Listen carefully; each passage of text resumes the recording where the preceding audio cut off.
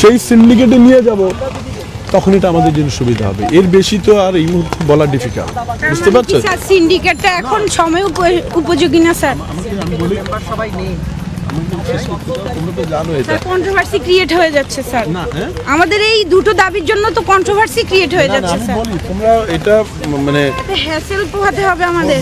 ক্যাম্পাসে আমি বলি, তোমরা যখন হল থেকে যখন কনসেনসাস হয়ে যাবে, আমরা যখন এটা একটা ফর্মাল শেপ দিব, তখন তো তোমার কাজ 90% হয়ে গেছে, বুঝতে পারছো? স্যার এর আগ পর্যন্ত যারা আন্দোলন করতেছে তাদেরকে নানাভাবে ব্যাশিং করা হচ্ছে এবং তুমি এগুলো দাও। ট্যাগিং করার মাধ্যমে তাদেরকে হয়রানি করা হচ্ছে। পয়েন্ট আউট করে অভিযোগ দাও। Let me try from my own mechanism.